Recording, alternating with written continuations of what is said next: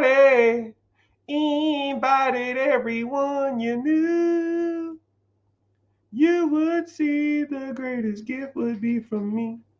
You know a crazy story about that song? That's the Golden Girls theme song. And I watched a documentary on the Golden Girls. It just happened to be on. I don't know, I'm being weird. It just was on the background. I didn't really care, but that song was like a whim. It's like probably one of the top 5 TV show intros of all time, and it was a whim. It just happened. The woman came in. She read what it's supposed to say. She said, "Hey, I gotta be at another event in 10 minutes."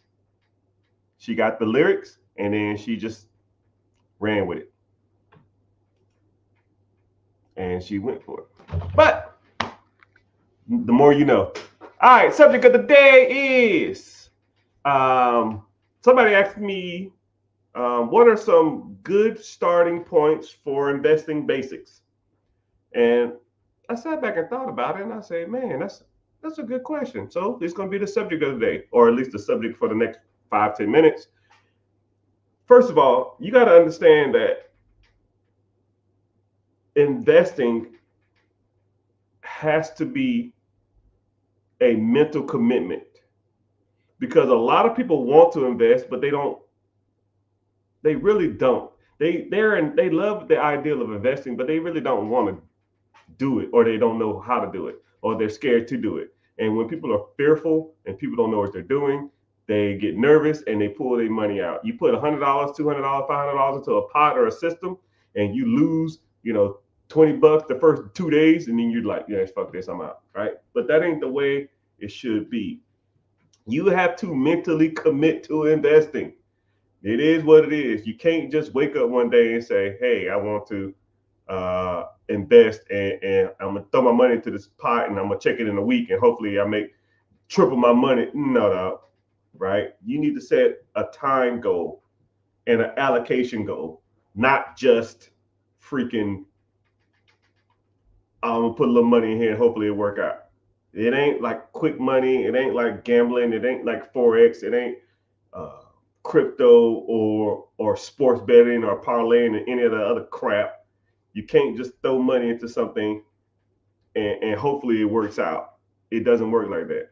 So first of all, you got to mentally commit, and then you got to allocate. Allocation is taking a certain amount of money every month and putting it into the pot, regardless of how bad things get. No matter how much you struggle, no matter how broke you are, it doesn't make a difference. I do not care what you are going through, because I promise you, whatever you think you're going through that's bad, I went through probably worse. I went through, um, dude, it was bad. Bottom of the barrel, eating bean weenies, freaking eating mystery meat, asking friends for $10, $20, $5. You know, it's bad. Homeless, broke, sleeping in my brother's closet, sleeping in my brother's car, asking my brother for money, getting into it with my family. I didn't have it. So when people say that, man, it's always something, oh man, I'll start investing next month when I get ahead. No, you need to start doing it now. And then I'll give you another quick point, because I don't want to harp on this too much. You know what I mean? You have to start investing. I call it windfall money. It's the money that you get when you didn't expect it. Things like tax returns, things like things like birthday present money. Um, your mom want to bless you with some money. Your parents want to bless you with some money. An inheritance, a insurance claim, lawsuit money come through, or whatever. You have to take that money and put it to work, and don't worry about trying to get ahead or trying to worry about staying afloat. Right? We all are going through the same things, regardless of how much money you make or how much money you're bringing in, right? I'll say you're bringing in 4,000, 5,000. Let's say if I'm bringing in 500,000 a month, I have the same struggles as you do. I have bills, I have creditors, I have lines of credit I have to pay. But you know who gets paid first? I do. And that's the difference between middle class, low class, upper class, and rich and wealthy people. Rich people will always pay themselves first. If I got an account and let's say if I did $50,000 last month, $30,000 of it is going to investing. And then I'm paying my bills with the last 20. Or 40,000 will go to investing, the last 20 goes to bills or whatever you want to call it. Right? I don't pay all my bills and then I'll invest what's left. No, we don't do that. That's a loser's mentality. Losers invest what's left because there's always going to be something. There's always going to be a tire being popped. There's always going to be engine trouble. There's always going to be a freaking credit card. There's always going to be a late payment. There's always going to be something. Losers pay themselves last. Winners pay themselves first. You work for the money. You get paid first. Not Time Warner, not Lexus of Toyota, or not Chase, not American Express. You worked for that money. You need to get paid first. Allocate money to invest first. And whatever's left, they can have it. If you short at the end of the month, don't give a shit. I've never cared if I was short at the end of the month because I already got paid. It is what it is. And the bad part about it is if you allocated $200 to an investment account, and you were short, the $200 probably wouldn't have made a difference anyways. Think about that. If you put $200 into an investment account and you're $100 short or $200 short or on an electric bill, and then you ain't got no money for no food, or so it wouldn't have made a difference. It wouldn't have made a difference. But I tell you what, my investment pot is going to get bigger every month. And then when that investment pot gets a decent amount, then you take that money and you put that to work. And you constantly put your money to work. And that's, if someone said investing basics, that is investing basics 101.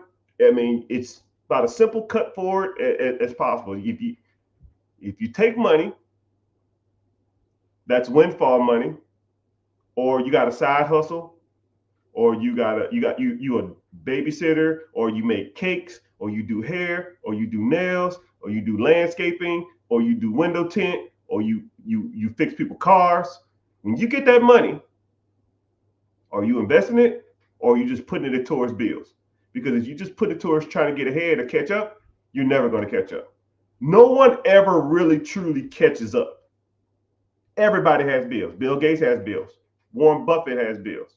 Elon Musk has bills. Jay-Z has bills. Kevin Hart has bills. LeBron James has bills. I have bills. You have bills. Next month, will I still have bills? Yes. Next month, will LeBron James have bills? Yes. Next month, will Kevin Hart have bills? Yes. Elon Musk? Yes. Elon Musk is worth $300 billion. 250 billion dollars. Does he have a bill next month? Yes. So why the hell is he trying to get caught up in that? You're chasing your tail, people. And until you understand that basic understanding, you'll never get ahead in life. And that's about as simple as it gets. And that's just investing. That's not including the real estate stuff. That's not including the business acquisition, storage units, Airbnb, Turo, storage units. I mean, whatever, vending machines, whatever. All that stuff is irrelevant. If you don't understand basic inflow and outflow of money, the rest of that shit you're never going to figure out. But Glad everybody here.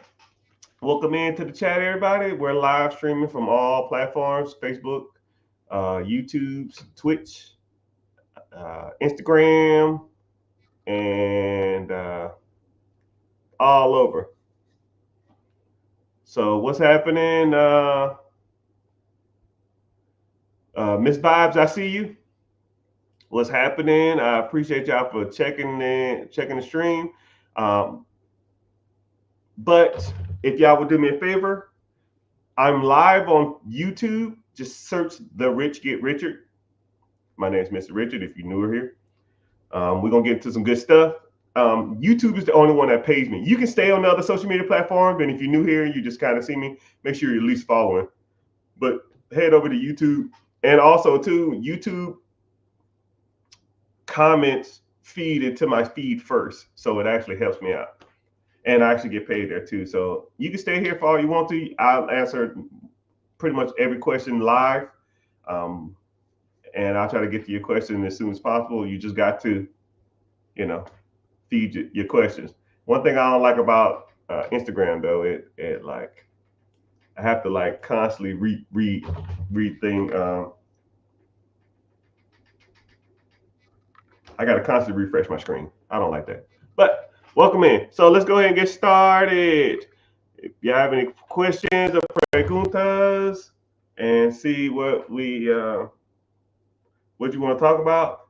So initially, I just started off talking about investing because a lot of people. I'm trending on a couple of social media sites for talking about basic investing. So just that's kind of the subject we're talking about. So individual asked, they wanted to start a trucking business. Okay. I tell people all the time, in this modern age, there's no point of starting anything. Why reinvent the wheel when the wheel has already been invented? Just buy the wheel. Would you go to eBay and build a car? Would you go to Home Depot and build a house? You might can get a better deal, or you can tell people I have a sense of accomplishment. But I mean, houses are already built. Cars are already built. Businesses have already been built. There's tons of baby boomers who are going to be retiring in the next 5, 6, 7 years. You can buy their processes from them. So if you wanted to get into like laundromats, dry cleaners, you want to get into trucking, you want to get into logistics, you want to get into franchises, Dunkin' Donuts, Subways, Papa John's, who knows, whatever, right? Why buy and start an existing business when you can just buy it already up and going? And then the requirements are way less to do it existing than it is to do it from scratch. So here we go. I'll put you in quick perspective of starting from scratch. Let's say you go out to the SBA or go to the bank and you say, hey man, I want to start a restaurant. I don't freaking know. And I know this for sure to be true because I have a buddy of mine who just did this and I was breaking it down for him. So let's say you wanted to start a restaurant. Cool. You have to go do what's called a build out. That means you got to go rent a place. You sign a triple net lease. So you locked in for 5 to 10 years. Then you got to do what's called a build out. You got to go in there and you got to get plans and come up with signs. You got to come up with all this other kind of crap, right? Then you got to get that approved. And that's going to take 6 to 8 months, maybe, probably damn near a year. So that build out is going to be $100,000. Okay. But let's say you got a loan for $500,000. So now that business is going to cost you $100,000 just to build out, right? And then you're going to have to, you got to get food, you got to get inventory, right? And then you got to train employees. But you got to train employees and you ain't made a damn dime. So you're doing all this other kind of stuff. You got to get inventory. You got to train the people. You got to come up with a schedule. You got to pay managers. You got to hire assistant managers. You got to come up with menu ideas. You got to come up with just all this other kind of crap, right? And let's say you borrowed $200,000 from the bank to do this, right? You're a year in, $200,000 in the hole, and you ain't made a fucking dime. Not a damn dime. But, and then what's crazy is you open up the door day one, you have what's called a burn rate, meaning that not only are you paying the current lease, you are paying for a lease off a loan that you got a year ago. So let's say if your line of credit of $200,000, say the burn rate on that bad boy, the payment on that shit is 10 grand a month or something. I don't damn know. You in the hole 10 grand a month just in credit cards or a line of credit, not including the current bills on the business. So now you have employees, you still got more inventory, you got staff, whatever. Right? So now let's say that burn rate is another $10,000. So you're a negative $20,000 a month and you ain't made a freaking dime. Okay? Not a dime. Negative $200,000 in the hole, and then you're losing 40, $10,000, $20,000, $40,000 a month. So you got a damn sale. Let's say the average meal is, I don't know, $10. You got a 28% food cost. You got a 12% employee cost. That's 40%. And that's not even including taxes. I'll give you another 10% in taxes. So you sell everything, that's $5 out the door. So $5 comes in.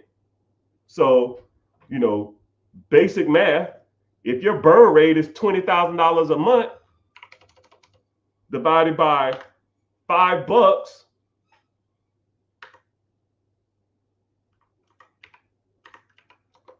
you got to sell 40,000 meals just to break even.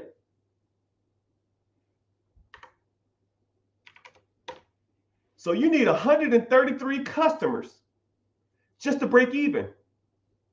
I ain't talked about marketing. And then you got to get your name out there. And if nobody knows about you, you're screwed. But let's just say there's a business for sale. Same concept that you wanted to come up with. Maybe it's 5-10 minutes down the road, 30 minutes down the road. Who cares? Same concept as whatever you wanted to do. Because I promise you, there's not a business for sale or idea you can come up with that's not a business for sale somewhere in your area. I promise you. Whatever idea you have in your head, there's an older person who's turning 60, 65 that had the same idea 40 years ago. And he already did it. He or she already did it. You can just buy their process. Now let's say that same business is down the street for sale for $500,000. Well, Mr. Richard, I was only going to spend $200,000. Why would I spend $500,000 when I can spend $200,000? Shut up and listen. Now let's say that business is $500,000, and let's say that business is bringing in $200,000 to your pocket. Okay. The requirement from the government states that you need to bring in that you only need 10% down to purchase this business. And if you get some seller financing, you only got to put 5% down. So as little as $25,000. So let's say, for example, they didn't do seller financing. I'll be realistic. So now you got to come up with $50,000. You put $50,000 down. You buy the existing business. You owe the government $450,000. $450,000 over 10 years. Your payment, simple math, $450 over 10 years, probably somewhere in the range of 50 grand, 45, 50 grand. But the business brings in $200,000. You bring in 200, you pay the SBA, Small Business Administration, they're 50. Now you have 150 left. You put $50,000 down, which was 10%. So now you pay back that $50,000 line of credit. Let's say if you borrowed it from your auntie, you borrowed it from your uncle, you borrowed it from your 401k, you borrowed it from a friend, you borrowed it from the bank. You paid them back in the first 6 months. And you still have $100,000 left of cash flow. So let me get this straight. Year one, I bought a business. I put $50,000 down. It was $500,000. I owe $450 to the SBA or the government. My payment is $50,000. It makes $200,000. I pay $50 to the bank or the government. I pay $50 back to my line of credit. I borrow from myself, or borrow from a friend, or borrow from a crackhead uncle, whoever, and I still make $100,000 first year. So you can spend a whole year building out a business to lose $20,000, $30,000 a month, or you can buy a business, put a tenth down, make money day one. The government's happy because you're continuing that service in the community. The line of credit that you borrowed, the $50,000 or whoever you borrowed that from, they're happy. They got their money back. You're happy because you're going to make $100,000 a year from a process that you just bought. And, everybody's winning. And the person that you bought it from is happy because they got their money and now they can go and retire.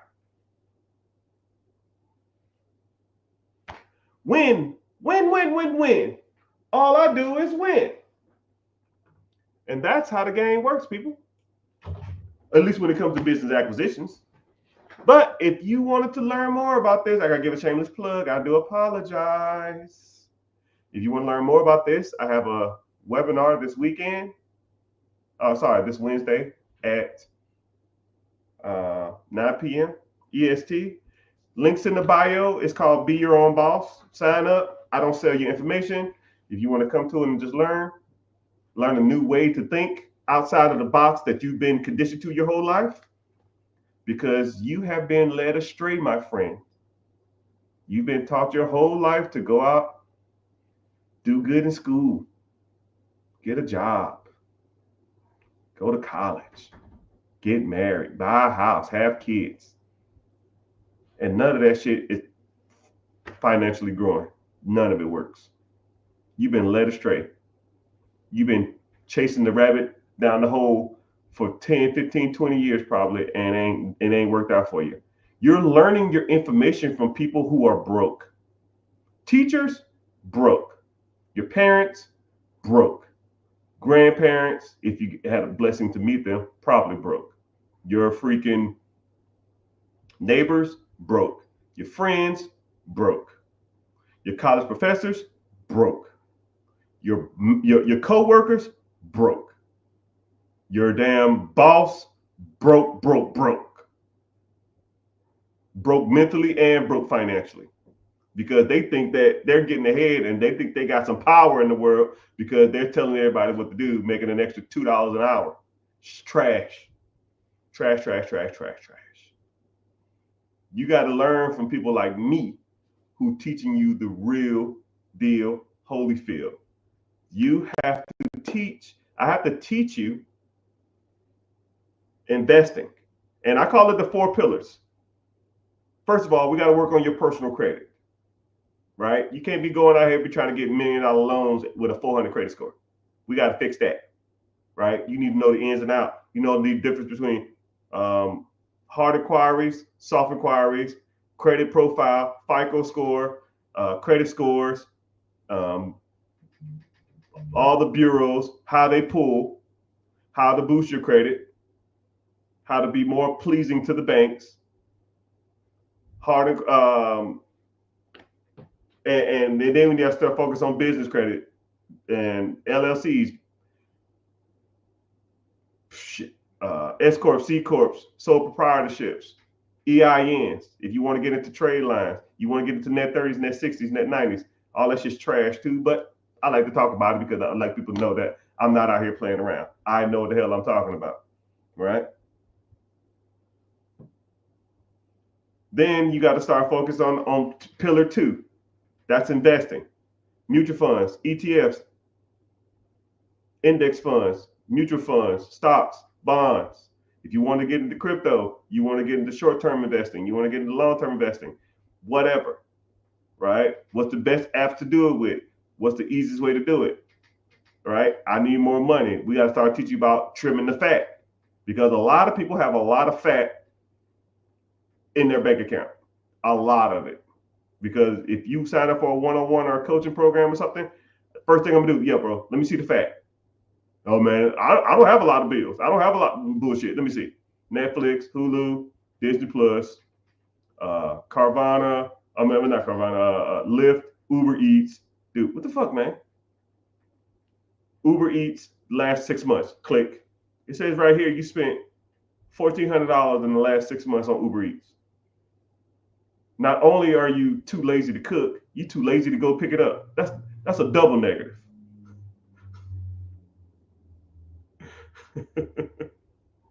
come on, man. Come on, man. You know, who's your cell phone through? How much your cell phone is? When the last time you called them and asked for a reduction or swapped it over to an account that's a lot cheaper? When the last time you called your car insurance and asked them for a plan reduction? You know, you can go, I'll give you a tip right now. You can go to your car insurance website, put your exact information in it, get a new quote. If it's cheaper than the quote you have now, they will honor the new quote. Wow, I just saved you an extra $400 over the next 6 months. Now, what are you going to do with the $400? Boop. You need to start investing. Oh, I need to get caught up on my credit cards. Wrong. Then when it comes to investing, I even have I'll give you another subcategory, right? And that's taxes. I review all your taxes for free, right? Find you more money. I just had a client 2 weeks ago, found them an extra $3,100 because they were doing their taxes wrong. Now, what are you going to do with that extra $3,100? I'm going to get caught up on credit cards. Wrong. Free money. You didn't even know you had it. Take it. Let's put it to work. You really want to get ahead? Let's put it to work. Because that $3,000 compounding interest will make you way more money than saving some money on some stupid ass credit cards. Because credit cards are going to be there. Credit cards was there yesterday. Credit cards are there today. Credit cards are going to be there tomorrow. Rent's going to be there tomorrow. Rent's there today. Car payment's going to be there tomorrow. Car payment's going to be today. Car payment's going to be there tomorrow. I mean, it is what it is. It is what it is. You got to start investing. Third lesson we talk about is real estate. Owning your own primary home, owning duplexes, quadplexes, fourplexes, commercial apartments, getting into syndication, Airbnb, freaking Section 8, wholesaling, bird dogging. I had a lesson the other day in my class because someone said, yo, man, you always talking about bird dogging. I don't even know what the hell that is. You always talk about it. I said, okay, cool. Here's a 30-minute lesson on bird dogging. After I was done with that, they said, yo, bro, I didn't even know that shit even existed. I didn't even know that was even a thing. I said, yeah, I did it for years. It's the way you get into real estate with no money. Oh, man, I want to get into real estate. I ain't got no credit. I ain't got no money. Cool. Bird dog. What the hell is that? Sit back. But all the ways, lease option, tax liens, sub 2, lease to own.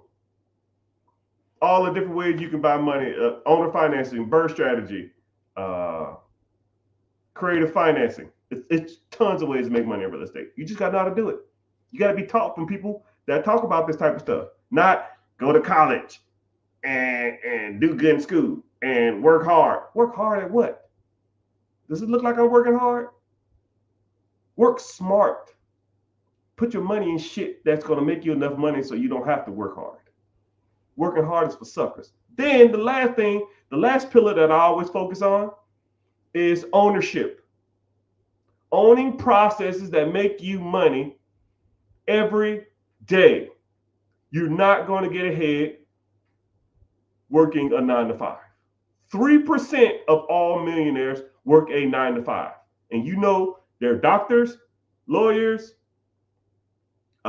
engineers, nurses, traveling nurses, and stuff like that. Right? If you don't have a high dollar skill, or if you're not bringing in damn near $150,000 to $200,000 a year to your 9 to 5, it ain't happening. Right? And then there are a couple of exceptions that people will live well below their means, and they invest everything they got, and then when they're 65, 67 years old, they might have a 401k that's equivalent of $1 million. I mean, I get it, right? But majority of people ain't gonna do that. You got to own processes that make you money while you're sleeping.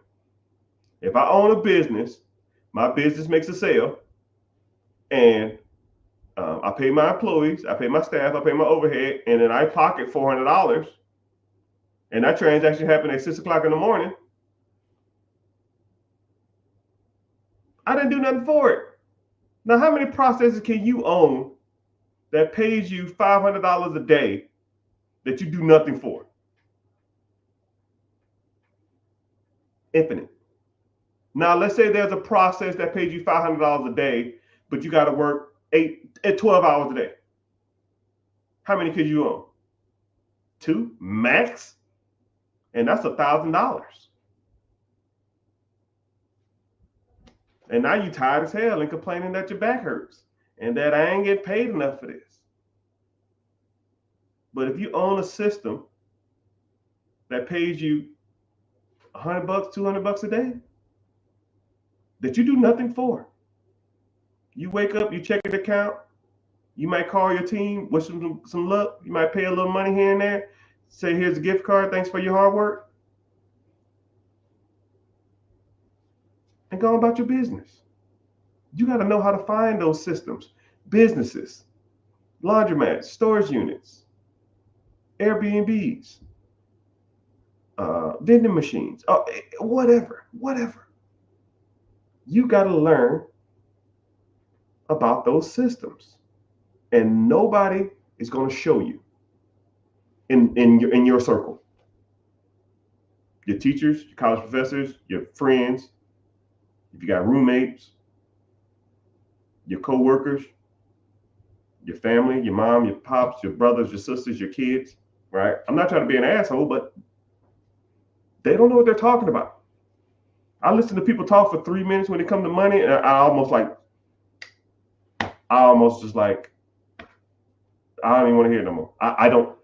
You don't know what you're talking about, right? I started my financial journey in 2008. I bought my first piece of real estate, and I listened to every financial book or read every financial book in the library. Every one. 107 books, and I'll never forget it.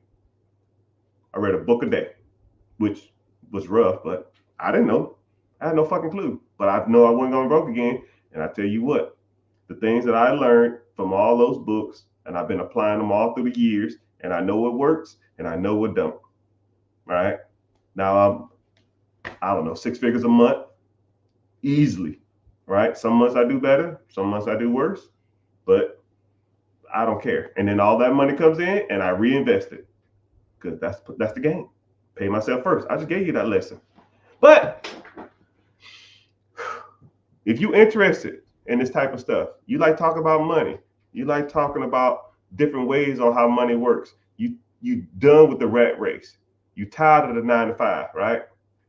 My last push, and then we'll get to some questions. Click the link in the bio, join the free class. It's called Be Your Own Boss, right? I don't sell your information. If you come through, you listen, you hang out for a little bit, ask me a couple questions, and if you want to move forward, we move forward. If you don't, you never have to hear from me again.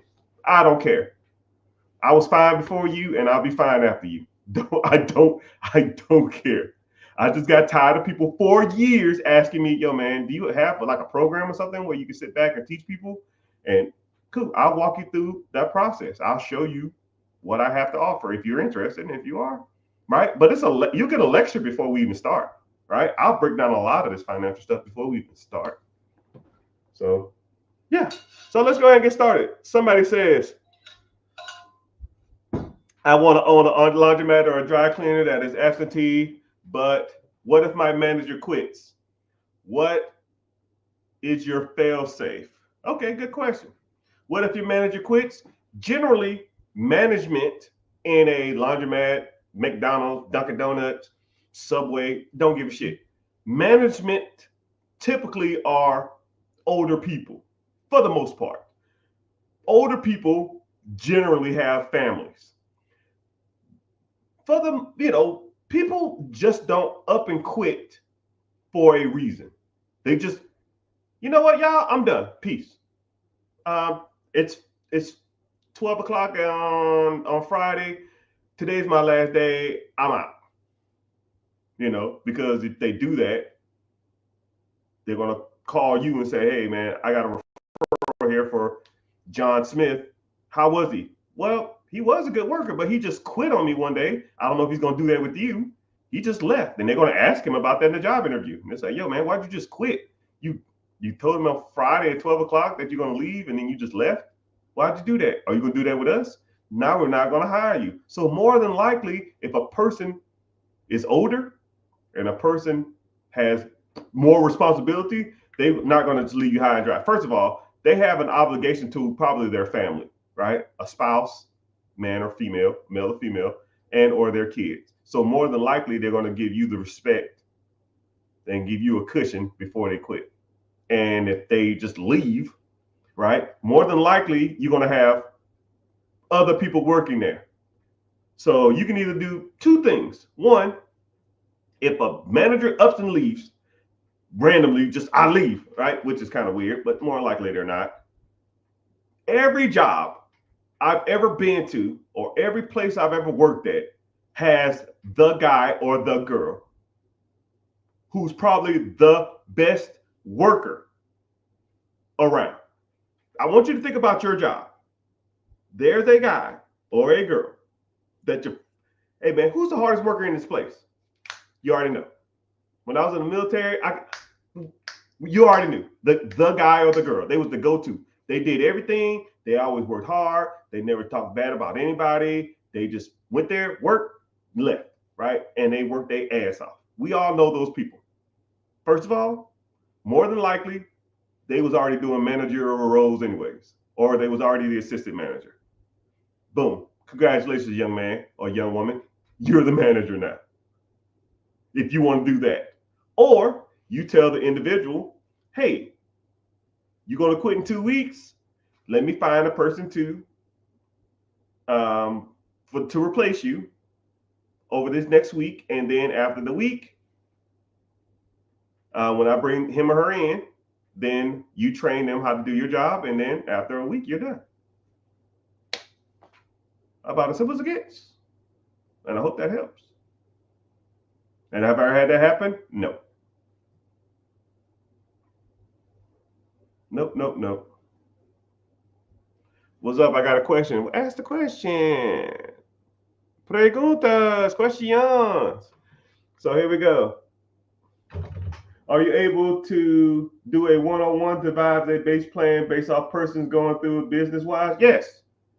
Whenever you, like I said before, click the link in the bio or go to therichgetricher.com, which that website, it works, but you got to type in HTTP // it's kind of corny, but anyway.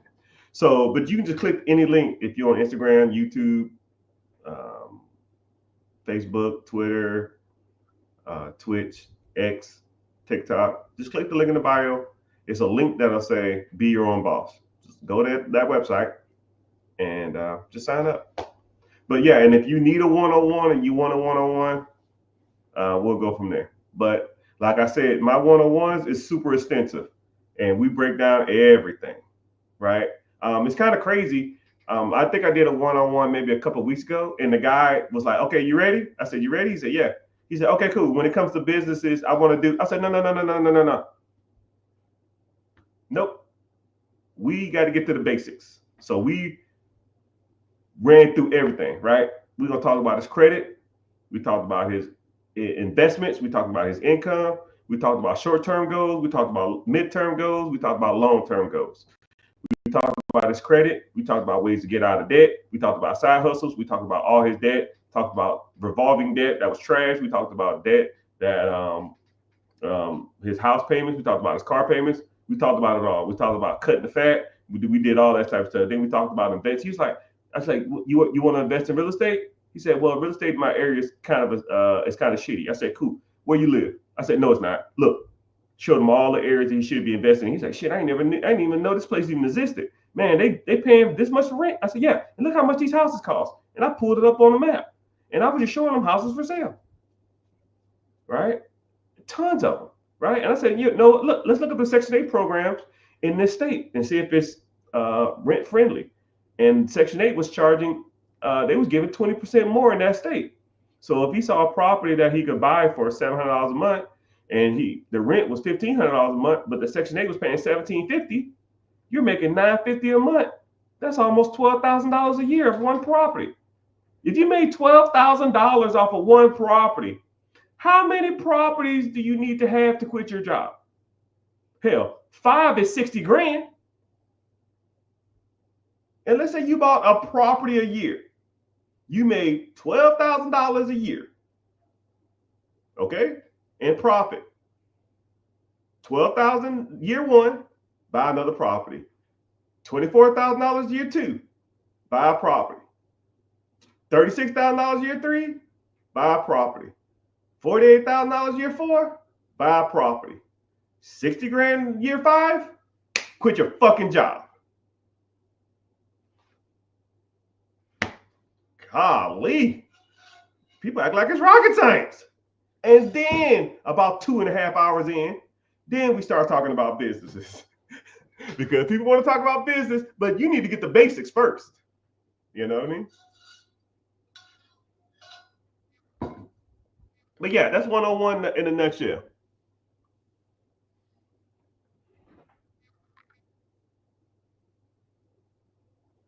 Quick question. Go ahead, ask the question. I'm zoning. Whatever y'all want, man. I'm giving it. I'm giving y'all the game.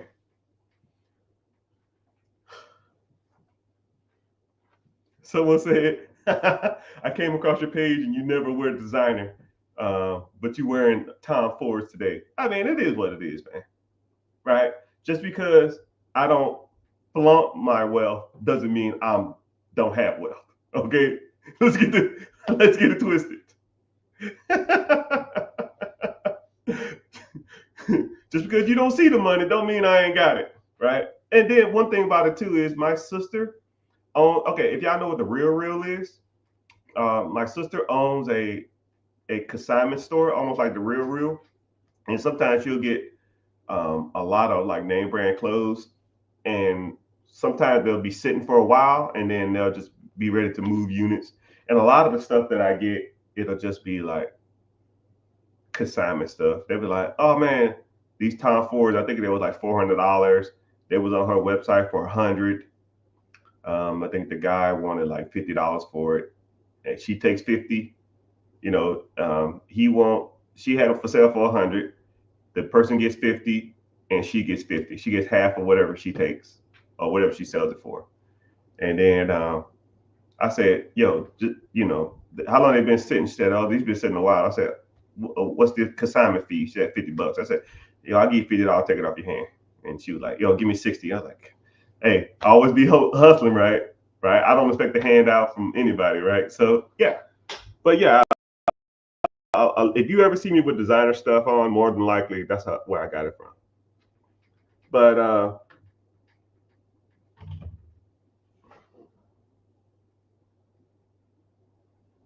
someone said, I wonder what the payment's going to be on a $450,000 loan.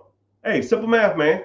The average SBA loan is about 10%. 10% interest on $450,000 is about $45,000. I'll round up. That's $500,000. The average SBA loan is 10 years. $500,000 over 10 years is $50,000 a year. Simple. Say word. Where do I sign up? Click the link in the bio, my guy. And then we also talk about credit, and we also talk about business funding, because a lot of people don't have access to capital, and I'll show you how to raise capital, how to get your own capital. If you get access to capital, how to properly liquidate it, because sometimes these banks be charging like 20, 30, 40% to get access to this money. in the form of cash. And there's better ways to do that. I try to do. I'll show you how to do it. Do you think private A investments like Energy X is long-term investments? I don't even know what Energy X is. I'm kind of simple on my investing. I'm not out here trying to chase. I call it chasing chickens or chasing pipe dreams, man. Oh man, I'll give you a great example. It was about when I started making a decent amount of money. I started getting into like some crazy investments. That's where I learned a lot of my hard knocks.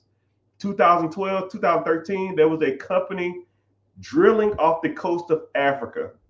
They had some new oil refinery technique that was revolutionary. And they was doing 90% returns month over month for the last like 6 months or something. I said 90%. I said, if I put $100 into this stuff, I get 190 back in a month. And then after the month 2, I'm at what? Damn near $350. I said, sign me up. Bro, I forgot what I put in, like 15 grand or something. And that 15 grand turned into almost $90,000 in the first, I want to say like 13 months. And I was like, hell yeah, I'm going to ride this out. I ain't going to long-term invest this. And, before I knew it, my $90,000, dude, it happened so fast. It comically was probably over the next 2, maybe 3 months. My 90,000, I was like, okay, cool. I'm gonna ride it down a little bit, and if it gets a little lower, I'm gonna get out of it. It got down to almost like $45,000 to $50,000, and I was like, yo, I'm done. Right? I still made 4 times the money. I put in 15. I got what 45 out of it, 50 out of it, but I was up 90. Right? But I thought it was gonna be a long-term play, and then every once in a while I go check on this fund or this stock. And that shit's, dude, it went to the trash. Moral of the story is, people, if you want to invest, stick to what you know. I got a simple rule when it comes to investing. Has your mama heard of it? Has your kids heard of it? Will it be around in 10 years from now? And do you use it, or have you seen other people use it on a daily basis? And what's the and will I get a return on my money? It's simple as it gets. Okay. Has my mom heard of a company that drills off the coast of Africa? No. What about my kids? No. It doesn't have long term. I thought it did. Do I use this every day? I guess I use oil every day. I don't know. Not really. From off the coast of Africa? Probably not. Okay, cool. Amazon. Has your mama heard of Amazon? Yes. Has your kids heard of Amazon? Yes. Will you get a good rate of return? Yes. Do you use Amazon? Do people use Amazon every day? Yes. I mean, okay, let's go. Simple as it gets. Someone said it's an emotional thing, not pulling out at 90K. Yeah, because if that was the case, I'm gonna put you on a new mindset of thinking, people. If you put in 15 and you got up to 20, most people will pull at 20. Most people will pull at 30. Most people 45, 60, 65, 90. I mean, what got you to 20 is going to get you to 30. What's going to get you to 30 is going to get you to 50. What's going to get you to 50 is going to get you to 100. Right? You just ride the ups and downs. It went up and it went down. It went up, it went down. It went up more, it went down. It went up, it went down. And I just got to 90, it went down. And it went down some more. Then it went down some more. And I was like, okay, cool, it's going to go back up. And it's going to go down some more. It's like, and then it says an emotional thing. No, none of this is emotional. I don't take anything financial personal. None of it. If I put my money into a fund, I lose all 10. Too bad, so sad, never do it again. Learn from your mistakes, press on. right? And I always see people that'll do that too. Man, I was up and man, I don't give a shit what you was. What we gonna do today? Do you have the money now? No, cool. Don't care. What we gonna do today? Let's focus on that. Right? Someone said, what is the best industry to buy in New York City? There's a lot. It's comically, there's a lot. New York City is kind of one of those weird places, you know. But if you can make it there, I guess you can make it anywhere. I had a client that was in New York City. No, not New York City. I think there was in New York City, and they was looking at a business to buy in New York City. We found them like 4 of them, comically, in about 15 minutes, and dry cleaners, laundromats, moving services, sub shop, sandwich shop, bodegas, corner stores. I mean, all of that stuff, man. There's tons. You're at the mercy of the market. If you go look at what's for sale in New York City now, you can go back in 6 months from now and it'd be something totally different. Just like if you're looking for a specific car to buy, you go in 6 months and it'll be a whole different car. You go look for a house, you look in 6 months from now, it'll be a whole bunch of different houses. So it just depends. It really just depends on what you want to get into and what you want to, what's your risk tolerance and stuff like that. Somebody said, I want to buy a plasma center. Actually, I seen one for sale. There was actually, those things are more prevalent than you think. But you got to be careful because some states require you to be licensed as a owner. So I don't know what state you're in, but let's say, for example, if you want to buy a property management company, some states require you to be a property manager or either have a real estate license. If you wanted to be if you wanted a dog grooming business, some states require you to be like have a vet tech certificate or something.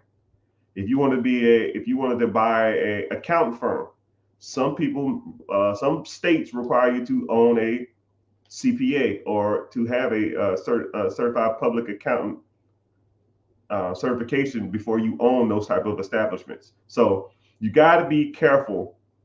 But a lot of times, whenever you're buying a business, you can almost ask the owners, or you can ask the brokers, are there requirements for this state to purchase this or the acquisition of this business? But yeah, plasma banks, blood banks, the IV joint banks, and that kind of stuff. Yeah, I see those for sale all the time. I never really thought about it, but it is a good industry to get into if that's what you want to do.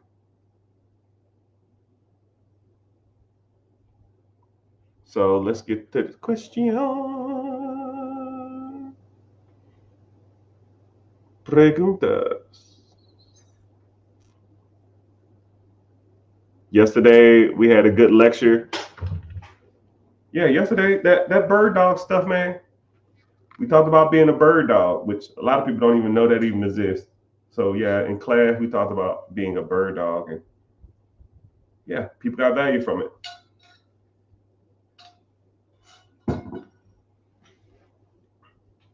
Do you think any business can thrive in America? No, not any business. Okay, I'm not like I'm a real big politically correct person. I don't like saying all or none of anything, right? Can no person make it in America? That it's grammatically incorrect. Does every business make it in America? Grammatically incorrect. Do I think that anybody my personal opinion, with the right mindset, the right know-how, the right coaching, and the right steps, I feel anybody can be successful in America. I'll tell you like that. Anybody who comes through me, I feel like I could get you right. You just have to implement. You have to put in the work, right? I could tell you how to make millions and millions and millions of dollars if you just take the information and be like, yo, that was dope. No, come up with a plan. Like if we coached or you was in the program or I worked with you, I'm gonna give you plays. Every time we meet, I'm gonna give you 3 or 4 different plays, right? And all you're doing is like double dutch, right? Airbnb, nope. Syndication, nope. Airbnb, nope. Sub 2, nope. Section 8, nope. Buy your first rental property in a rent-friendly area. Yeah, I like that one. And that's all you do. You got to get into it, right? You can't sit back and do this all day and double dutch. You gotta hop your ass in eventually. You can't just sit there and, oh man, this is good information to learn. No, you got to do it, right? Will you be scared? Yes. Is it nervous? Yes. Are you tapping into something that you've never done before? Yes. But you will get a little rush, and it's kind of like a little adrenaline that'll come. And once you do that, you do it a couple times, it's almost like, dude, what the hell was I waiting on? It's almost like when you drive for the first time. When you drive for the first time, you're kind of scared, you're kind of nervous, you don't know what you're doing, you're kind of fearful. You think, oh man, everybody's gonna wreck, people are gonna crash into me, I'm gonna die. I saw a statistic that a lot of people die in cars. I don't never want to do this. You give it 2 years, you got the seat back, you don't put on your seatbelt, the music blaring, the windows down, you talking on the phone, you're texting, you're eating at the same time. It's the same thing. It's the same thing. Over time, when you do some of this stuff, it will just come natural, and you will just easily just start looking for the easiest, fastest way to do it. If you buy one rental property, you can buy two. You buy two, you buy four. And you buy four, you buy 8.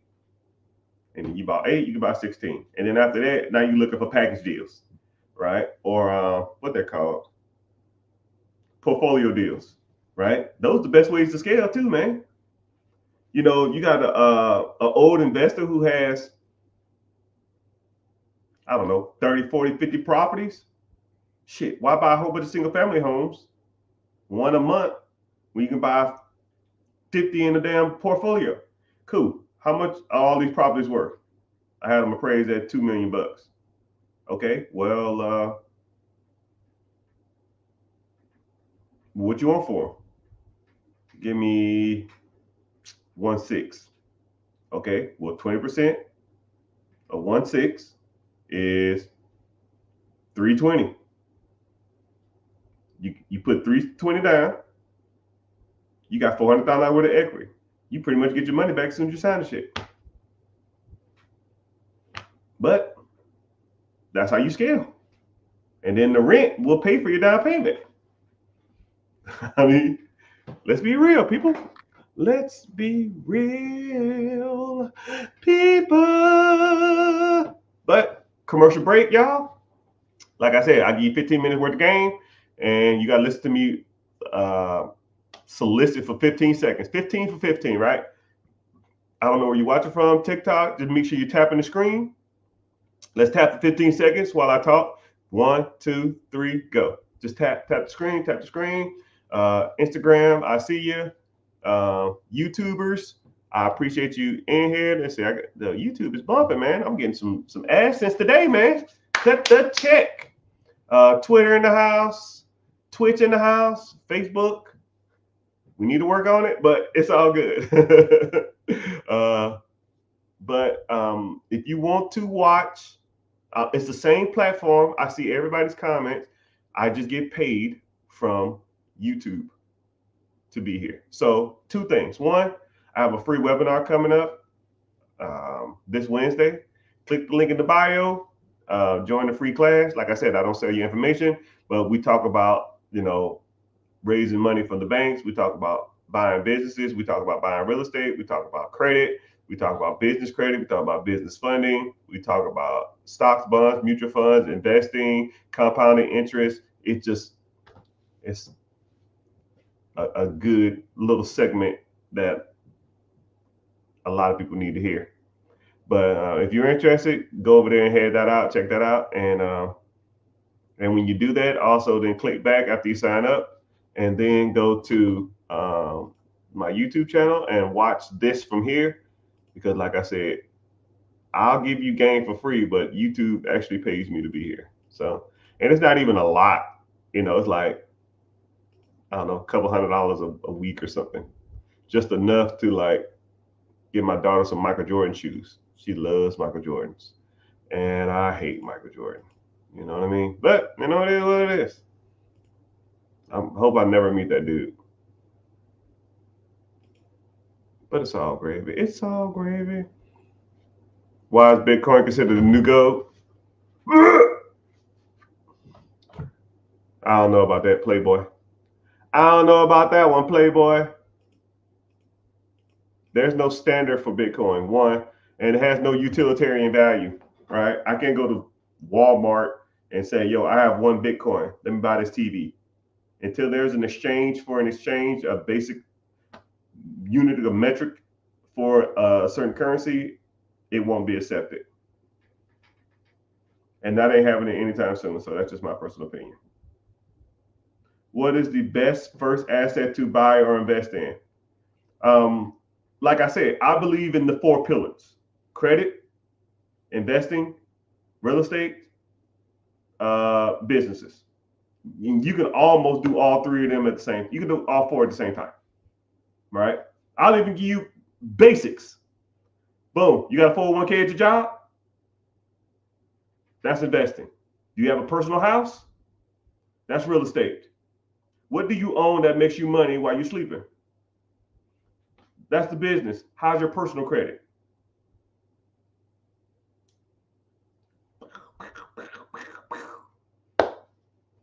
You should be tackling all 3 of those or all 4 of those damn near every day of your life. Every day of your life. And the more you do it, the bigger the scale you get, right? You start off with a $200 credit card to build your credit, and then you work your way up to a $500 credit card. Then you work your way up to a $1,000 credit card. And then you work your way up to a $10,000 credit card. And then you start getting into the platinums and the black cards and the gold cards and the centurion cards, right? It ain't like fishing. You don't go out to a boat. You don't get on a boat and throw out a fucking hook and catch a marlin after 30 minutes of fishing. It ain't happening. You're not gonna catch a 2,000-pound fish after doing something for 30 minutes. No, it's steps to this, right? Investing. Do you have a 401k at your job? Cool. How much do they match? Cool. How much do you contribute every month? Nothing? Wow, that's free money. Well, Mr. Richard, there's tax ramifications. Shut your ass up with that shit. Are you investing? They're gonna match your money. Well, Mr. Richard, the corporations use your 401ks. I don't give a shit what they use. They're giving you free money. And you complaining that a rich corporation is using you as a tax benefit? How about you complain that they make a dollar off the dime they give you? Complain about that. If you want to fucking complain about something, complain about how you give 40 hours, 50 hours, 60 hours a week to their ass, and they don't give a fuck about you. They'll fire your ass tomorrow. Right? You saw that article about that woman that worked at Wells Fargo? She was dead at her cubicle for 3 days before somebody noticed her.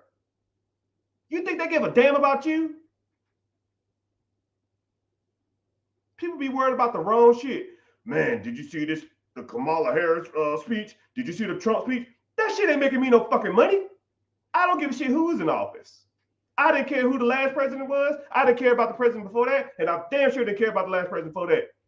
How rich is this motherfucker gonna make me? Oh, none? Fuck that. Don't care. Not a shit about a politics. I don't give a shit about a boss. I don't give a shit about a coworker. How much money is that shit making you? If it's none, piss off. It's just crazy, man. Y'all focus on the wrong shit. Y'all focus on the wrong shit. And I hate to be angry and I hate to be disgruntled. And I just keeping it real, people. I'm keeping it real. Keeping it real, sometimes people don't like it. And if you don't like it, maybe it ain't for you. But I'll tell you what, if it makes me $1, I care about it. And if it don't make me any money or takes money out of my pocket, it can piss off. You know, I don't devote my energy to shit that takes money out of my pocket. Don't care. Don't care. Did you see the debate last night? How about I debate? I got a debate for you. What's a better ETF? QQQ, VL, or SPY? I don't know what that is, but you can tell me what they were talking about in the damn debate that you watched for 3.5 hours. I got a debate for you. What'd you name your LLC? Let's debate about that. Oh, I ain't got time. Okay, cool. I got you. Okay, cool. I got you. And then you know what I do? I follow your page and I put default on all your shit. When people in the comment section of a Instagram, I got a couple million followers, and sometimes I get petty as fuck. So what I do is, you talking shit in the comment section, ain't nobody got time for this. Cool. Follow, and I put your shit on default. 6 months later, 8 months later, 12 months later, you gonna slip up. Hey man, did you see that dunk LeBron James did? And I'm gonna say, oh, I thought you didn't have time to work on your business, but I guess you got time for the NBA Finals.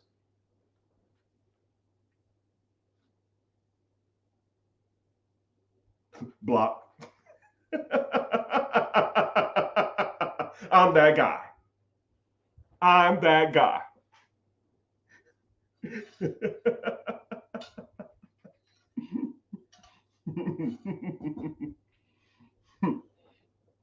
You ain't got time for that side hustle, but you got time to watch Patrick Mahomes throw backwards passes, huh? Okay, cool. I got you.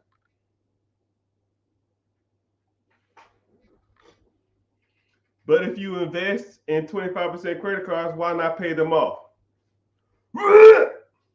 Brother, we all have debt. Let's say you have a 25% credit card, okay? Let's do a simple, basic math lesson. This is about as simple as it gets when it comes to people talking about, I should pay off my debt. Cool, I got you. Let's do simple math. If you put,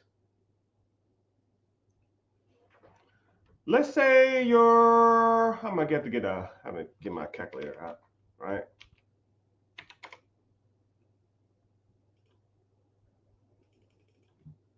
Let's say you have a 25% interest credit card, which, god dang, that's a lot. Let's say you got a 25% interest credit card, okay? And let's say your payment is,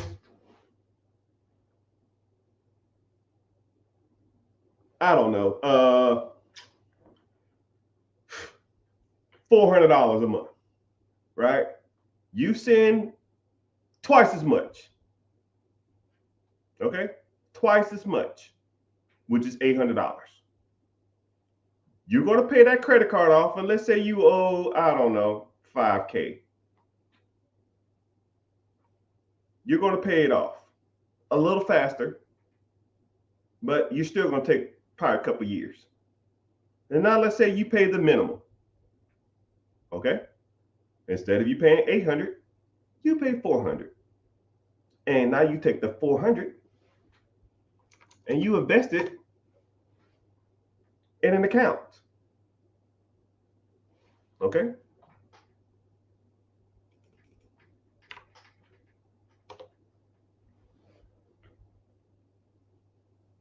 In 5 years, that account, the extra $400 you put into that system, would be worth $36,000. So you can pay off a $5,000 credit card at 22% interest, or you can invest and have an account with $36,000 in it. Like I said before, we all have bills. I can do way more with $36,000 than a paid off credit card.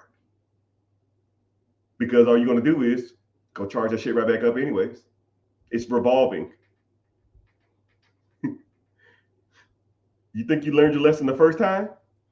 Or the second time? Or the third time? Or the fourth time? When I pay these credit cards off, I'm never doing this again. And then what happens? Never do again. Happens the next month. I mean, stop me when I'm lying. I'll wait. I meet people who are 23 years old with credit card debt. I meet people who are 32 years old with credit card debt. I meet people who are 42 years old with credit card debt. I meet people who are 52 years old with credit card debt. I meet people who are 62 years old that have credit card debt. You think you're smarter at 62 than you are at 22? No. Most of y'all are just as bad with money as a kid, as a middle-aged adult, and as an elderly.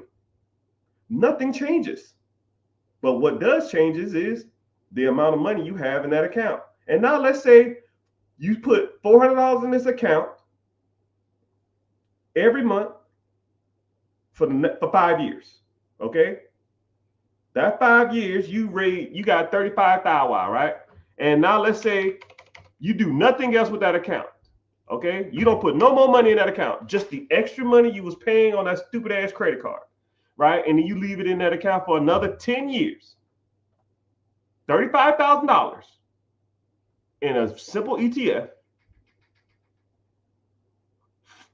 for 10 more years.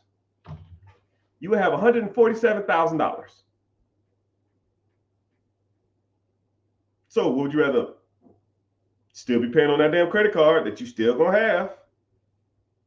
But now at least you got $137,000. Now you can do some stuff with that, right? You can borrow against your investments. Mr. Richard, what? What the fuck does that mean? That means that if you have a portfolio, stocks, bonds, ETFs, index funds, mutual funds, you can go to the bank and you can say, hey, man, I have $140,000 worth of stocks. Can I take a loan against this? They say, yeah. Here's 90% of the value of that. You got 150 in there. They're going to give you a what? $1.30? Damn, I didn't even know they can even do that. Yes, that's how rich people do it. You think Elon Musk sells his stocks? No, he just borrows against it. You think Jeff Bezos sells his stocks? No, he just borrows against it. And borrowing money, you don't have to pay taxes on debt. So you get a loan for that amount of money. Use the money, you buy another asset. Once that asset brings in money, then you pay off the loan you got from the bank. That's how it's done, my friends. Y'all are hustling backwards. Paying off fucking credit cards early does not make you rich. Paying off your car early does not get you ahead in life. Paying off your house early ain't the play. Investing, reinvesting, and reinvesting into shit that pays you while you're sleeping is how you do it. Not having more debt is not it. Like I said before, I guess I could call this topic, we all have debt. I have debt, you have debt. Name your favorite celebrity. I used to have a huge crush on J-Lo. She got debt? What about Halle Berry? She got debt? Does LeBron James have debt? You think LeBron James, he has a $80 million house in LA. What do you think he did? Bought it cash? He's worth $1 billion. You think he bought his house cash? No, he didn't put a down payment. Come on, he borrowed against it. So now he doesn't have to pay capital gains tax on that money. It's just a dead asset. He borrowed against it and he pays the monthly payment from the income he got from his other investments. Boom. He bought a pizza company that pays him while he sleeps. When that money comes in, he pays his house payment. Boom. His earned income from dribbling the ball up and down the fucking court all day makes him income. He takes the income money and invests it. Stock funds, mutual funds, his own businesses. Now that income pays for the cars, the Lambos, the house, the clothes. You think he's paying for that with his paycheck? You think LeBron James was worth $1 billion 2 years ago and now worth $1.5 billion 2 years later? Off a salary from the NBA? Y'all got a lot to learn, dog. Y'all got a lot to learn. In this game of money, you think you got it figured out. Y'all are rookies. Y'all are rookies. Y'all ain't got a clue how this shit works. That's why you need somebody like me to teach you. Yeah. Someone said, okay, I hear you now. I hear you. I see you too. Hell yeah, you can borrow investments. Yeah, you can keep borrowing on investments, right? I'll give you a great analogy. I always use this as my Elon Musk analogy. Elon Musk wanted to buy Twitter. Twitter was evaluated at $10 billion. Okay? Twitter was worth $10 billion. The people didn't want to sell it. Elon Musk said, I give you 20 for it. We're not selling. I give you 30 for it. We're not selling. I give you $40 billion for it. And they said, hey, we'll take that deal. So what? Elon Musk is worth $200 billion. What do he do? I'm going to sell $40 billion worth of stock? No, you goobers. No, that's dumb. If you sell your stocks, you got to pay taxes on that money. But what did he do? He went to the banks and took out a loan against his stock portfolio to buy Twitter. He purchased Twitter with 100% debt. The payment on $40 billion is probably $200 million a month. And now y'all thinking, man, I got to pay this debt off. I got to pay this off super fast. No. Say if Twitter brings in $350 to $400 billion a month. 400 comes in, 200 goes out, you pocket 200. Simple as it gets, people. Now, if Elon Musk can do that at a $40 billion level, you can do it at a $40 million level. Hell, you can do it at a $4 million level. Let's keep going. You can do it at a $400,000 level. You can do it at a $40,000 level. Let's say if you have stocks or 401k, and let's say you have $60,000 in that account. And I see it all the time. Hey, man, I'm thinking about cashing out my 401k. Why? Because I need the money for something. Borrow against it. That way, your money can continue to make money. You take that money, buy something that makes you more money. And when that money comes in, you can pay off the loan. And then you still can take care of whatever you need to take care of. While your other money is still sitting in the account accruing interest. That's the game, people. Or at least one of the games. But hey, it is what it is.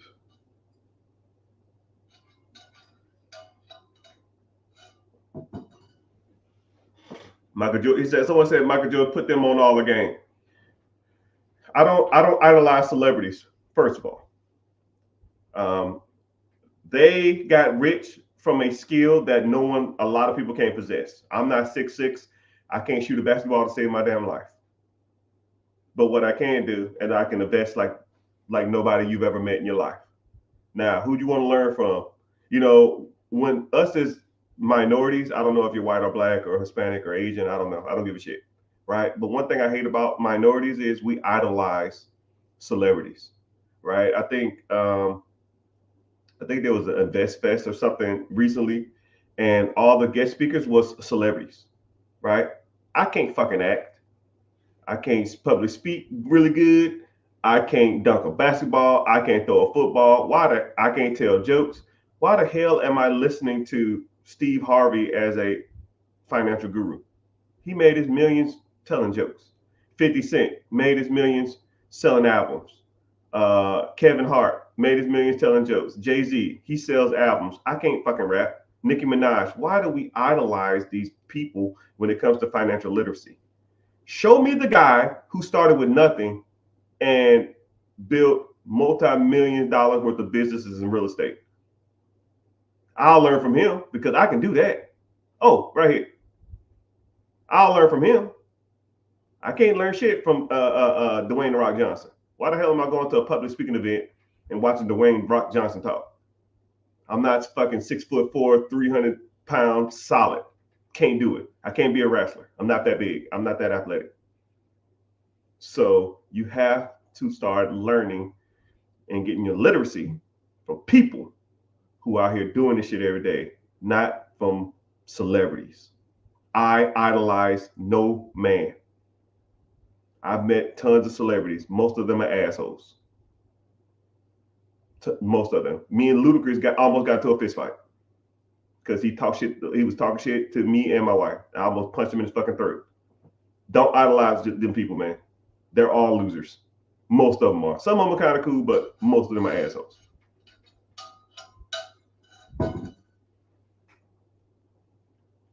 Baby mama be getting. No, I don't want to hear that shit. Someone said baby mama be getting in the way. I don't want to hear that. Nobody gets in your way. Not your mama, not your baby mama. Like, dude. I love my wife, but when it comes to the money thing, she just lets me handle it. She can guide me or assist me on certain things, but I don't do that. Right? I'm out here studying. I'm out here in the streets. I'm out here learning. Your baby mother or your mom or your friend or your neighbor or your boss can't tell you shit. You out here, it's your money.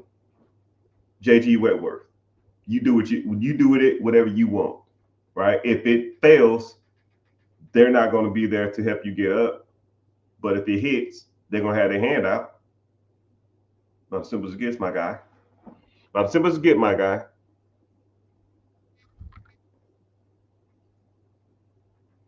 Someone said, learning wholesaling now? Yeah, brother. Someone said I look like Rick Ross. I get that one every once in a while. I met him in real life. We look nothing alike. I found a local business that's been established since 1984. How do you talk to them about financing? You got to learn some skills, man. I'll give you one lesson off the top of my head, right? Because, I can't give you all the game, but you found a business and you want to get owner financing, they got to like you. If you had a business that was worth $1 million and you were going to give it to somebody, would you give it to somebody that you didn't like or didn't know? Probably not. Rapport. Learn rapport. I'll put you on that. Someone says you was in the military. Did you get 100%? 100% P and T. I don't know what P and T is. Did I get 100% P and T? I don't know what P and T is. But yes, I was in the military. Did 21 years in that hellhole.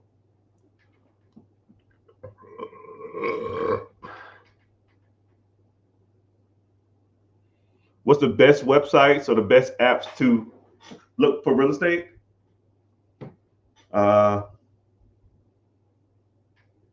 It depends on what you want to do.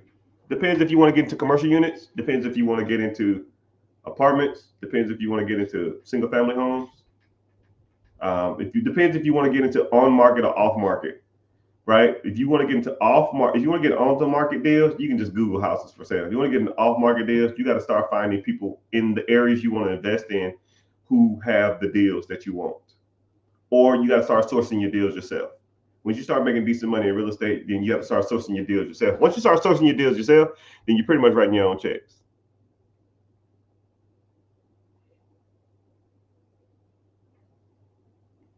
But I'm glad y'all here. Y'all go ahead and give me some check-ins, man. Where where y'all from, man? Comment. Make sure you tapping the screen. Tell me where y'all from. Tell me who y'all know. Tell me what y'all, at least tell me where you're from. I don't know. I've traveled all over the world, so I always like to see where different people from, right? And the bad part about it is, I'll even do I was talking to someone about rapport. I'll do a rapport. I'll do rapport with you right now, right? Someone says Harlem. Hey man, Harlem, man. I just can't. I just did. I went to a vacation in New York, but I was in Times Square. I went through some parts of Brooklyn, and I was. I didn't ride the subway, but I really wanted to ride the subway, but I heard it's nasty and it's kind of weird. So I guess next time I go, I'll do that. Um, but how is Harlem? Is Harlem like majority black, or is it becoming like gentrified, or is a lot of white people there, or is it how is it? Down by Virginia Beach. You know what's crazy about Virginia Beach? Virginia Beach is one of the best kept secrets when it comes to beaches because it has not a lot of tourists, but it has a lot of locals and stuff like that. Oh, so avoid the subways. You see what I just did, people? I'm having a conversation with somebody about the subway in New York City and Harlem. I went on vacation there and I barely remember any of that stuff. Like it's just about communication, conveying a message, right? If I had 100K to put into real estate or in business right now, shit, brother, you rich and don't even know it. You are rich and don't even know it.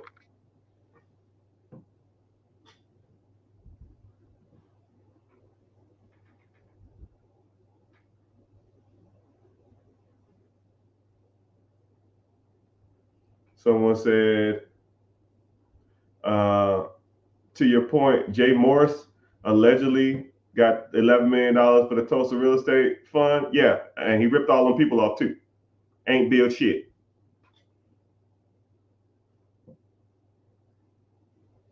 Who's to blame? Him, right? If so to take on a fund, I'll even break that down. So there's a guy named Jay Morris. Jay Morris took a whole bunch of money. He raised a whole bunch of funds to start a Tulsa real estate investment group, and apparently didn't build shit. That is syndication Ponzi scheme 101, right? Syndication is when you're an investor, you take pools of money from people, and you find a project and you build the project. However, if then you're supposed to pay those people a dividend. But if you raise $11 million and then the money never goes to anything, but you have to sign a clause saying that you are investing and you invest at your own risk, and if you lose your money, you lose your money. So in theory, if you did a syndication deal, you can almost essentially raise all this capital in the world and then just tell people it didn't work out, and then they're just on the hook. It's kind of fucked up, you know. I'm not a huge fan of that shit, right? If I'm gonna take on someone's money and take on someone's investments, but please believe we build some shit, right? I almost think I should get into that because a lot of people try to send me money to try to raise to buy apartments or buildings and commercial units and shit like that. I don't want to touch anybody's money, but yeah. Moral of the story is that a lot of these gurus out here think they know what they're talking about. They be on some bullshit.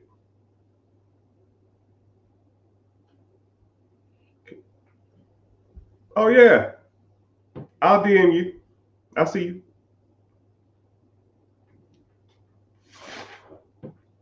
So what we got? Preguntas, questions. Someone said, "I have $100,000 cash." You got $100,000 cash. You rich and don't even know it. Kansas City, you are rich and don't even know it, my boy. But you almost so one thing that if you had $100,000 to invest, you almost got to determine what you want to invest in because there's pros and cons to real estate. There's pros and cons to owning your own business, and to get started in the real estate is probably a little easier and a little faster, but There's tax benefits. There's capital gains benefits. Um, there's a lot of benefits to real estate. I'm not gonna name them all. I named them in my head, but I didn't. I was like, yeah, I'm not saying all the shit. But to buy in a business, you get a lot of cash flow back, but then you have a cash flow problem. Then you have to pay taxes and capital gains on that too. So they have their pros and cons. I think that's why I try to explain to people what the pros and cons are of having both of them. Right? But there's a free class coming up. Click the link in the bio, join the free class, and we can go from there. No, what I'm saying is that $3,100 pay off instead of investing first. Devin, or I try not to say anybody's names on lives, but I'll say your name. You're not gonna tell me that paying off a credit card is more beneficial than starting investing. You're never going to convince me that. If you pay down a $3,000, $5,000, $10,000 credit card, it is revolving debt. You pay it off, and then you will be right back in debt a year later, and then you're going to be paying it off again. You're chasing your own tail, man. A lot of people think they're smarter than like, dude, you're overthinking it too. And then you're losing out on the years. You're losing out on the years. I have it in the calculator right here. Let's say if you put $35,000 in an account in a simple ETF, if you started investing and you did it for 10 years, that will make you $140,000. But let's say you waited 3 years, it will be 89,000. So you lose out on making $54,000 because you waited 3 years to pay off a damn credit card. A $5,000 credit card cost you $54,000. It doesn't make sense, sir. I'm not trying to be a butthole. Would you rather have a paid off credit card or an extra $56,000? Your choice. Man, I ain't got no debt. Fuck that debt. We all got debt. This house is debt. I got cars that are debt. My kids are debt. Right? They take money out of my pocket every month. What, I'm going to pay that off? I'm going to pay off the house? No. You take the money that you can afford to go to zero. You put it in the pot. You let it grow. You borrow against it, or you use it to buy something that makes money, real estate or a business or something of that nature. And then that money's going to come in. You save that up, and then you buy more shit. That makes you more money. And then when you're bringing in 40, 30, 60, 70, 80,000, $100,000 a month, you ain't got to worry about no damn credit cards. You know how much my credit card bills are? Dude, I got like 70 grand worth of credit card debt from running all my businesses and real estate and stuff like that. You think I give a damn what my credit card payments are? You think I'm trying to pay them off? I don't care. You talking about a $3,000, $5,000 credit card, man? No, that's trash. Invest. Take the money from your investment and buy something that makes money. If I bring in $100K next month, you think I give a damn about a credit card bill? No. Come on, man. Think bigger.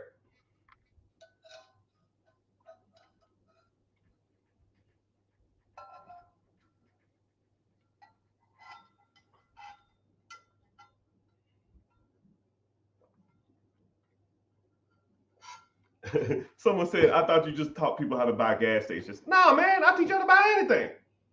It just depends on you and what you want to buy and how you want to invest it. I'll show you how to buy pretty much anything.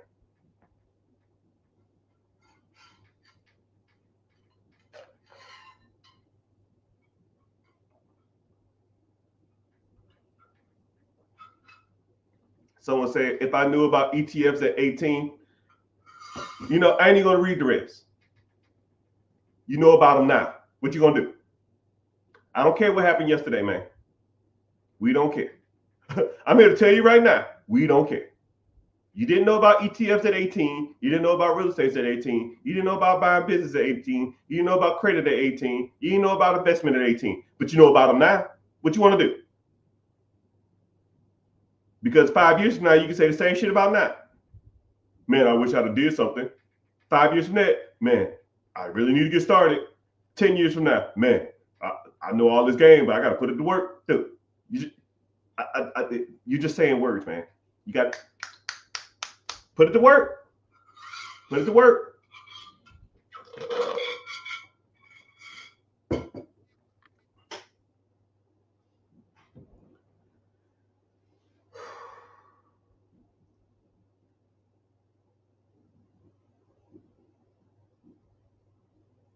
But thank y'all for hanging out.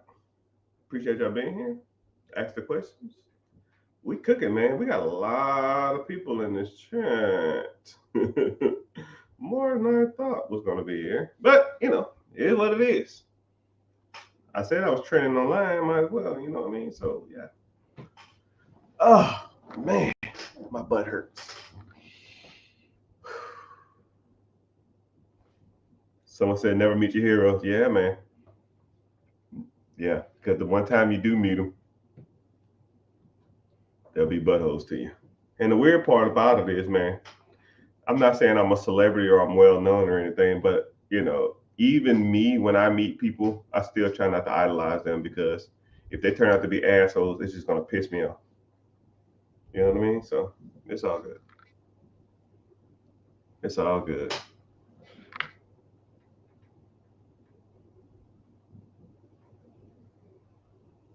Ohio in the house. Nashville in the house.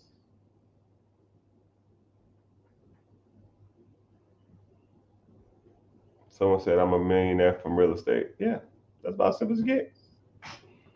You're a millionaire in real estate, and you probably got thousands of dollars worth of debt. It's funny that people look at debt as almost like a crutch.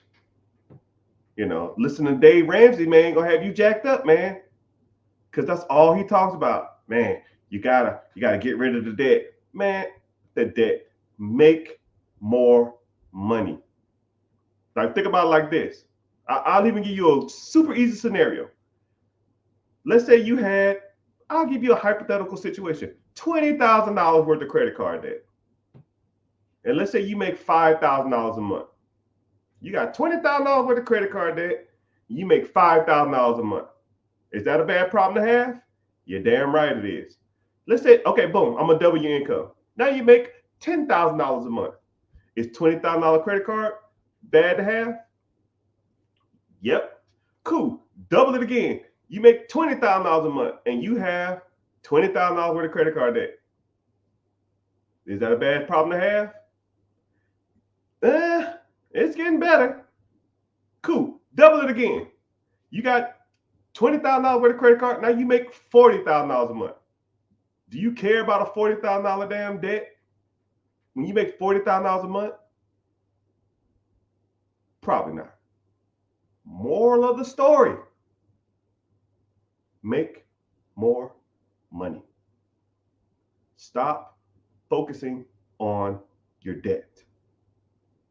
We all have debt. Rich people focus on making more money. Poor people in the middle class focus on paying off debt. They will sit in that rat race trap for life. And then as soon as they get out of debt, they hop right back into that shit. It's like a mouse stuck in a glue trap, and he gnarled his damn foot off just to hop right back in that shit. People pay off 30, 40, 50, $60,000 cars to turn around and buy another 40, 50, 60, $70,000 car. People rack up $30,000, $3,000, $4,000, $5,000 worth of debt just to turn around, get their income taxes, pay the shit off, just to rack up another $2,000, $3,000, $4,000 debt. It makes no sense to me. Why the hell are y'all buying 40, 50, 60, $70,000 cars? Why the hell are you racking up credit card debt every freaking month? And then say, oh, I got to pay this off. And then you start a little side hustle. You start a little side business. You get some taxes. You get an inheritance. You get some birthday money. And then you turn around and you take the money that you worked for to get ahead just to pay the fucking card off, or to pay the car off just to buy another one. I had one person tell me once, yo, I'm so used to having car payments, even though my car is pretty much new. As soon as I pay it off, I'm gonna go get another one. In their head, that makes sense. I said, you have a 4-year-old car. You bought it brand new, which was a mistake. Brand new, it's trash. You lost half the value. You paid it off early. You paid it off in 4 years. Your car has 35,000 miles. Your car payment was $600 a month. You paid on it $1,000, which is another mistake. You could take that $400 and invest it. But you paid off the car early. So now, boom, you have an extra $1,000 a month with a paid off car that has 32,000 miles on it. What you finna do? I'm finna go out and buy another car. Why? Because I can just get a newer model of the same one I got. Well, why? Because I'm so used to paying car payments that I feel weird not paying one. That is the dumbest I've ever heard in my life. And then 2-3 months later, I see that individual. And then the bad part with the same car, just a different color.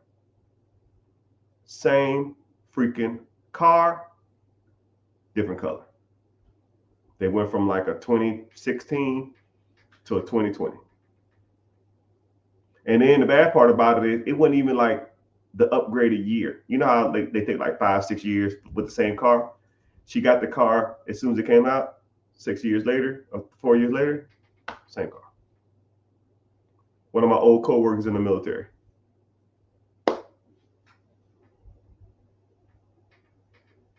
That individual will never be ahead in life. Never. Their financial literacy is a -10. They have no skills. They will be a worker bee or in the rat race for the rest of their lives. And in my head, I couldn't even save them. I tried, and I was like, you can just do this. You can just do this. You can just 1 year. Just wait a year. Take the $1,000, put it into some account. 12 grand, get a car there. No. Bought a car for 45, paid it off earlier. The car's worth 20. Trade in the car. They gave them like 16 towards another $45,000 car that they're gonna pay off early. I don't get it. I don't get it. People do that wrong. People don't know what they're talking about. People don't know what they're doing. People think they're good with money, but they are not. I'll say hi. And I want you to, I'm talking literally to you. When you think I'm not talking to you, this is directly towards you, right? I want you to take this as super personal as possible. You think you are good with money. You are not. Not even close. 98% of people are not good with money. 2%. No, you're not. No, you're not. Not even close. The 2% of the people are people like me and people I associate with, and people that when I go to the country clubs, or I go to the golf course, or I go to the tennis matches, or I go to the concerts and go VIP, and I'm hanging out in the lodge with whoever, celebrities and stuff like that. Those are the 2%. You're not even close. You're not even in the ballpark, people. Right? And I'm not trying to offend you, and I'm not trying to make you mad, and I'm not trying to make you upset. You aren't that guy. I am. And I talk to people all the time for more than 3, 4, 5 minutes, and I know they're not it. You have bad spending habits. You don't understand debt. You don't understand real estate. You don't understand credit. You don't understand debt leveraging. You don't understand debt servicing. You don't even get credit cards right. You don't even buy cars right. Hell, let's say if you really wanted to buy a car, did you buy it in your business name? Did you capitalize on Section 179 of the tax code, which means that if you buy a commercial vehicle over 6,000 pounds, is eligible for 100% depreciation or 20% depreciation over the next 5 years? Did you do that? Well, I don't own a commercial vehicle. Well, what deems a commercial vehicle? Any vehicle that weighs over 6,000 pounds in your business name.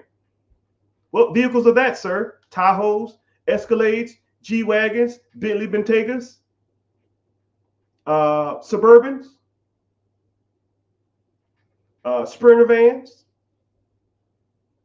Mercedes SUVs, Lexus Jeeps. Those. You ever like seen a row of SUVs, all black? It's like 5, 6, 7 of them. Yeah, that was all tax write-off. But you want to be cool in a Scat Pack. You want 100% deduction, or you want to be cool in a Hellcat. Come on, dog. You ain't even doing that shit right. Credit cards, are they in your business name or your personal name?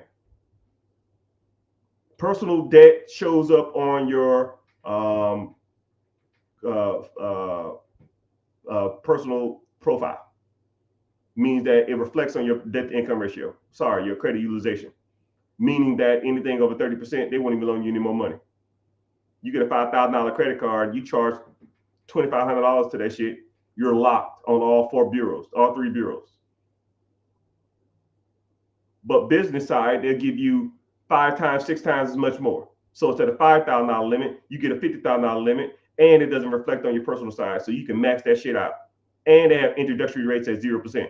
Most personal cards don't give you introductory rates. So now you can get $50,000 at 0% interest for the next 12 months, 16 months, 18 months, 2 years. You've been doing credit cards wrong. You're doing cars wrong. You're doing credit cards wrong. You're doing businesses wrong because you want to start your own business. Because I watched Empire. I can build this from the ground up. You're an idiot. That shit sucks. Why take over? Why buy it? Why start a process when you can take the damn shit over? You're doing that wrong too. Right? You renting where you at? Why don't you own? There's 6 or 7 programs that'll give you assistance for a down payment for your house. No person in America should be renting. And if you are, you should be capitalizing on FHA loans, which you can qualify for every 2 years, which is 3.5% down. And if it's a traditional home, you can do that every year or every 9 months at 5% down. You can save that into a mutual fund or your 401k, borrow against that. Now you can use that money for another down payment, rent out your previous house. You can buy a new house every damn year if you wanted to, with 5% down instead of 20% down, which is traditional for an investment property. You're doing that wrong too. I'm the 1%. You're doing it all wrong. You don't know what you're doing. You are not that guy or girl.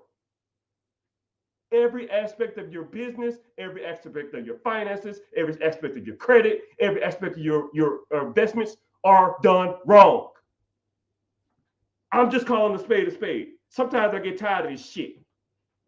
You need to learn how the big boys and the big girls do this shit. Now, if you inspired, you fired up, get your ass in this class. Moral of the story, people. Sometimes you got, I'm kind of Old Testament, right?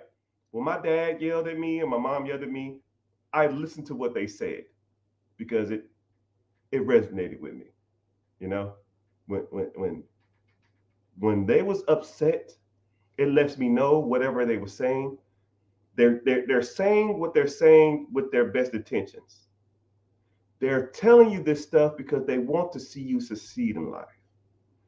And they're seeing that you're on the wrong path and you're doing something wrong, and they just want you to straighten that arrow.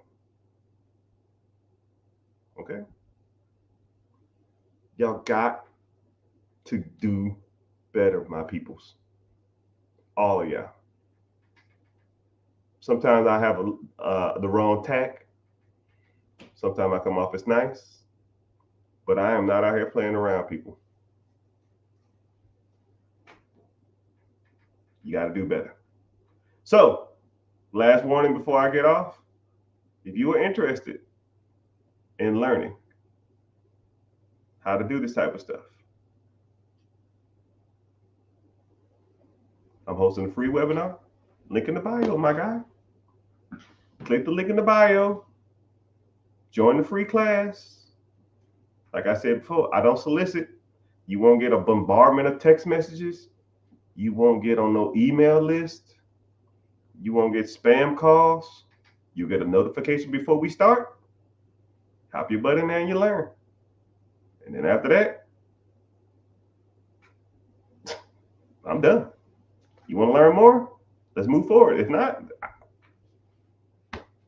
I can lead the horse to water, but I can't make him drink it, right? But I thank y'all for your time. Social media gets mad if you exceed 2 hours. So I might hop back on because I'm kind of in a talking mood. But I don't know. But I'm about to head off. But join the free class. If you have any questions, preguntas, shoot me a text message. I'll try to get to it, but like I said, I'll probably get a couple, maybe 200 text messages a day, and it's just a lot. And I answer all my text messages myself. So if you get a message, it's from me, like, because I'm sitting there watching some show or something, and I just do DMs while I'm doing it. But thank y'all for being here. All my friends all over social media. Man, it's bumping in here. I appreciate y'all for being here. Make sure you're following on all the platforms. I see you in Twitch. I see you on YouTube. Make sure you at least subbing so you get notifications when I'm on. Twitter, make sure you're following. Instagram was kind of bumping today. I appreciate y'all being here. But yeah, I'm about to head off because, like I said, I can't exceed 2 hours. They get mad at me. They literally will like be pissed and like put me on the naughty list. So I might get back on. All right, I ain't got that much to do today. I did want to watch the last 15 minutes of this movie. Right? When I watch like movies in segments. I don't have time, so I watch like 15 minutes, 12 minutes, 18 minutes, 30 minutes. So I'm like 15 minutes left on the movie, and I just gotta, it's kind of weird, right? But hey, I guess that's busy rich people problems. But I appreciate you being here. Later, dudes. Make sure you're following. Thank you.